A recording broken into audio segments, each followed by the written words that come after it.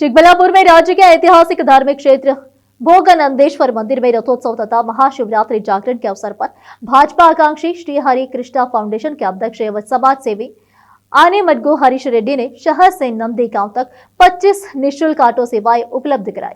इन निःशुल्क ऑटो सेवाओं का शुभारंभ शहर के पंचमुखी आंजनेय स्वामी मंदिर में पूजा अर्चना कर हरी झंडी दिखाकर किया गया। बाद में पत्रकारों से बातचीत करते उन्होंने कहा कि भोगनंदेश्वर मंदिर के रथोत्सव में राज्य के विभिन्न हिस्सों से ही नहीं बल्कि पड़ोसी राज्यों से भी बड़ी संख्या में श्रद्धालु पहुंचते हैं। श्रद्धालुओं की सुविधा तथा धार्मिक कार्यक्रमों में सुगमता से भाग लेने के लिए यह निःशुल्क ऑटो सेवा शुरू की गई है। उन्होंने कहा कि ऐसे पुण्य कार्य करने का अवसर मिलने पर वे ईश्वर के प्रति कृतज्ञ हैं। अपनी निःशुल्क ऑटो सेवा को लेकर कुछ लोगों द्वारा की गई आलोचना पर प्रतिक्रिया देते उन्होंने कहा कि वे किसी राजनीतिक लाभ के लिए यह सेवा नहीं कर रहे, बल्कि अपनी कमाई का एक हिस्सा समाज सेवा के लिए समर्पित कर रहे हैं। यह कार्य कर रहे हैं। एक किसान के बेटे होने के नाते गरीबों की सुविधा के लिए यह पहल की गई है। उन्होंने चेतावनी देते हुए कहा कि इस सेवा की अनावश्यक आलोचना नहीं की जानी चाहिए। चिकबल्लापुर से सलाउद्दीन की रिपोर्ट। देश विदेश और स्थानीय समाचारों के लिए चैनल को लाइक शेयर और सब्सक्राइब जरूर करें। सर, विशेष दर्शन ಅಂದ್ರೆ ಈಗ ದೂರದಿಂದ ಬಂದಿರೋರಾಗಿರಬಹುದು, ಹಣವಂತರಾಗಿರಬಹುದು, ಅವರು ಬೇಗ ಸರ್ದಿಯಲ್ಲಿ ಹೋಗಕ್ಕೆ ಅವಕಾಶ ಇಲ್ದಿರಾ ನಾವು ಬೇಗ ಹೋಗಿ ದೇವ್ರ ದರ್ಶನ ಮಾಡ್ಕೊಂಡು ಬರಬೇಕನ್ನೋರಿಗೆ ಸ್ವಾಗತ. ವಿಶೇಷವಾಗಿ ಅದನ್ನ ನಮ್ಮ ಜಿಲ್ಲಾಡಳಿತ ನಮ್ಮ ಸರ್ಕಾರಕ್ಕೆ ಕಳಿಸ್ಕೊಟ್ಟಿದೆ. ಅದರ ಬಗ್ಗೆ ನಾವೇನು ಪ್ರತಿಕ್ರಿಯೆ ಕೊಡಕ್ಕೆ ಹೋಗಲ್ಲ. ಅದೇ ರೀತಿ ಸರ್ಕಾರಗಳು ಯಾವುದೇ ಈಗ ಮುಜರಾಯಿ ಇಲಾಖೆ ದೇವಸ್ಥಾನಗಳಿರ್ಬೋದು, ಈಗ ನಮ್ಮ ಚಿಕ್ಕಬಳ್ಳಾಪುರದಲ್ಲಿ 1100 ವರ್ಷಗಳ ಇತಿಹಾಸ ಉಳ್ಳಂತ ಭೋಗನಂದೀಶ್ವರ ಯೋಗನಂದೀಶ್ವರ ಇವತ್ತಿನ ದಿನ ನಾವು ತಮ್ಮ ಎಲ್ಲ ಸೋಷಿಯಲ್ ಮೀಡಿಯಲ್ಲಿ ಆಲ್ರೆಡಿ ಅದು ಪಬ್ಲಿಸಿಟಿ ಆಗಿದೆ ಅನ್ಕೊಂತೀವಿ. ನಮ್ಮ ಸ್ನೇಹಿತ ಅಭಿಲಾಷ್ ಅನ್ನೋರು ಕೂಡ ಇದ್ರ ಬಗ್ಗೆ ಪ್ರತಿಕ್ರಿಯೆ ಕೊಟ್ಟಿದ್ದಾರೆ.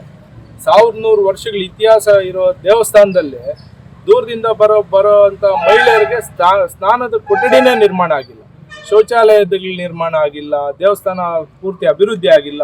ಏನು ನಮ್ಮ ಸರ್ಕಾರಗಳು ಏನು ಮಾಡ್ತಾ ಇದೆ, ನಮ್ಮ ಜಿಲ್ಲಾಡಳಿತ ಏನು ಮಾಡ್ತಾ ಇದೆ, ನಮ್ಮ ತಹಸೀಲ್ದಾರ್ ಏನು ಮಾಡ್ತಾ ಇದ್ದಾರೆ, ನಮ್ಮ AC ಅವ್ರು ಏನು ಮಾಡ್ತಾ ಇದ್ದಾರೆ, ಒಂದು ಕೂಡ ನಾವು ಇದನ್ನ ಅರ್ಥ ಆಗ್ತಾ ಇಲ್ಲ ನಮ್ಗೆ.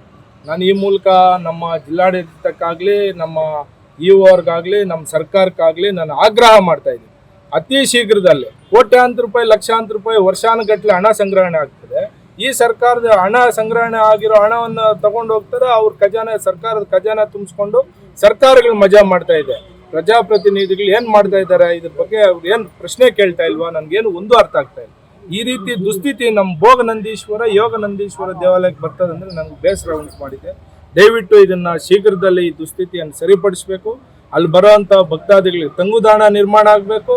ನಿಮ್ಮ ದುಡ್ಡಿಂದ ಮಾಡ್ಬೇಕಾಗಿಲ್ರಿ, ನಮ್ಮ ಜನ ಕಟ್ಟೋದು, ನಮ್ಮ ಸರ್ಕಾರ ನಾವು ಕಟ್ಟೋ ತೆರಿಗೆ ಹಣದಲ್ಲಿ ನೀವು ಅಭಿವೃದ್ಧಿ ಮಾಡಿ. ನಮ್ಮ ದುಡ್ಡನ್ನೇ ದೋಚ್ಕೊಂಡು ಹೋಗ್ತೀರಾ, ಸರ್ಕಾರಗಳು ನಡೆಸ್ತೀರಾ. ನಾನು ಇದ್ರ ಮೂಲಕ ಅವ್ರಿಗೆ ಆಗ್ರಹ ಮಾಡ್ತಾ ಇದ್ದೀನಿ, ಆದಷ್ಟು ಬೇಗ. ಇನ್ನೊಂದು ವಿಚಾರ, ಕಲ್ಯಾಣಿ ಎಲ್ಲಿದೆ ಗೊತ್ತೇ ಆಗ್ತಾ ಇಲ್ಲ. ಗೋಡೆಗಳು ಕಟ್ಬಿಟ್ಟು ಕಲ್ಯಾಣಿನ ಮುಚ್ಚಾಕ್ಬಿಟ್ಟಿದೆ.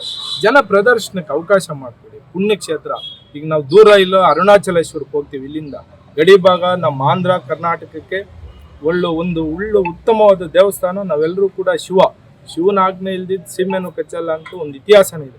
ಅಂಥ ದೇವಸ್ಥಾನವನ್ನು ಈ ರೀತಿ ದುಸ್ಥಿತಿಗೆ ಒಳಪಡಿಸಿದ್ದಾರೆ, ನಮ್ಗೆ ಬೇಸರ ಆಗ್ತಾ ಇದೆ.